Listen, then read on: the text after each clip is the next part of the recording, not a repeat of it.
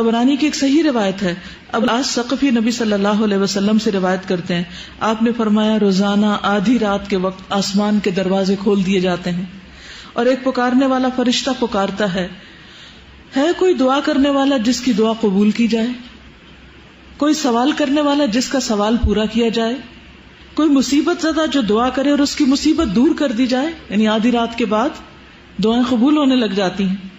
اللہ عز و جل ہر دعا کرنے والے مسلمان کی دعا قبول فرماتا ہے سوائے زانیہ کے جو اپنی شرمگاہ کے ذریعے غیر مرد کو سیراب کرتی.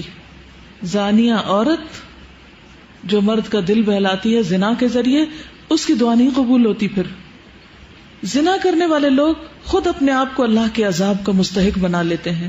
عبداللہ بن عباس کہتے ہیں رسول اللہ صلی اللہ علیہ وسلم نے فرمایا جب کسی بستی میں زنا اور سود عام ہو جائے تو گویا اس بستی کے لوگوں نے اپنے آپ کو اللہ کے عذاب کا مستحق بنا لیا کہ ان پر کسی بھی طرح کا عذاب آ جائے.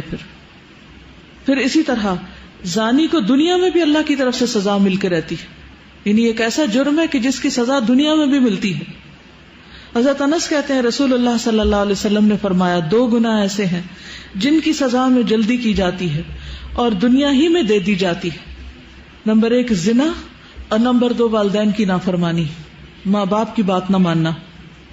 اور آپ دیکھیے کہ جو شخص ایسی بیماریوں میں مبتلا ہو جاتا ہے، یعنی زنا جیسی بیماری میں مبتلا ہو جاتا ہے، تو پھر اس کو ایمان کیسے رخصت ہوتا ہے؟ اس گناہ کو چھپانے کے لیے جھوٹ پر جھوٹ بولتا چلا جاتا ہے. ایک نہیں کئی ایک جھوٹ بولتا ہے. اور جب کوئی انسان جھوٹ بولتا ہے تو اس کے منہ کی بدبو سے فرشتہ کئی میل دور اس سے چلا جاتا ہے. اس سے اللہ سبحانہ وتعالیٰ کی پروٹیکشن ہٹ جاتی ہے اور وہ شخص ذلیل ہو کر رہتا ہے. دنیا میں بھی انسان پر طرح طرح کی بیماریاں اور طرح طرح کے مصیبتیں نازل ہوتی. پھر بڑھاپے کی عمر میں زنا کرنا اللہ کے غضب اور غصے کو بھڑکاتا ہے. اللہ تعالیٰ قیامت کے دن 3 لوگوں سے بات نہیں کریں گے غصے کی وجہ سے، اور نہ جنت میں داخل ہونے کے لیے پاک کریں گے. ابو معاویہ حدیث کے راوی نے کہا اور نہ ہی اللہ سبحانہ وتعالیٰ ان کی طرف نظر کرم فرمائیں گے اور ان کے لیے دردناک عذاب ہے.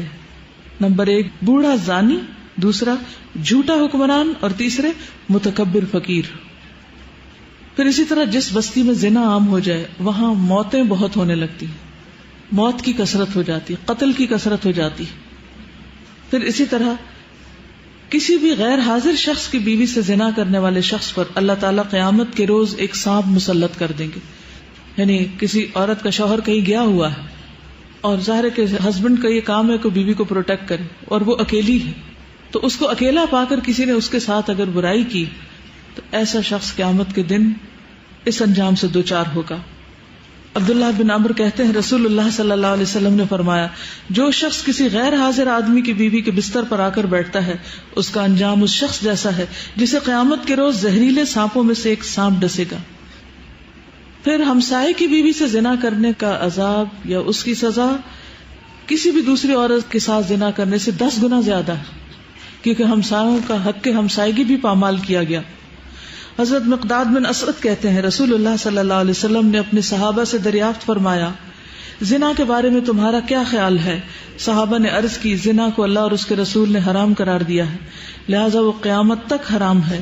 پھر آپ صلی اللہ علیہ وسلم نے صحابہ کرام سے فرمایا ایک آدمی اگر 10 عورتوں سے زنا کرے تو یہ گناہ اس سے کم ہے کہ آدمی اپنے ہمسائے کی بیوی سے زنا کرے.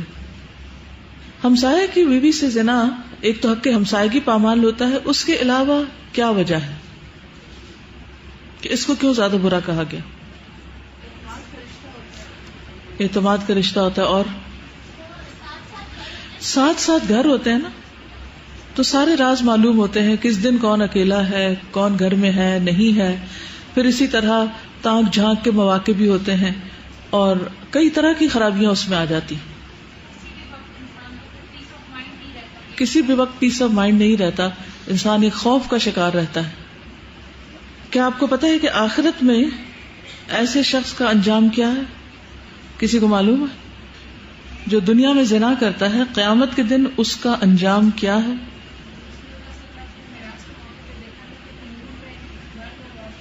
شابش. سمرہ بن جندب نبی صلی اللہ علیہ وسلم کی حدیث روایت کرتے ہیں، آپ نے فرمایا کہ معراج کے موقع پر جب آپ نے جبریل سے پوچھا، اور ایک اور روایت آتی ہے کہ خواب میں آپ نے یہ دیکھا سب منظر، اور انبیاء کے خواب حقیقت ہوتے ہیں، سچے ہوتے ہیں. تو انہوں نے جبریل اور میکائیل سے پوچھا کہ جو مناظر آپ نے مجھے دکھائے ہیں، ان میں سب سے پہلے جس شخص پر آپ کا گزر ہوا اس کے جبڑے، نتنے اور آنکھیں گدی تک لوہے کے آلے سے چیری جا رہی تھی، تو یہ کون تھا؟ تو بتایا گیا یہ وہ شخص تھا جو صبح کے وقت گھر سے نکلتا، جھوٹی خبریں گھڑتا جو آنن فانن ساری دنیا میں پھیل جاتی، اور اب میڈیا کے ذریعے ایک جھوٹ پوری دنیا میں کروڑوں بار ملٹی پلائی ہو جاتا ہے.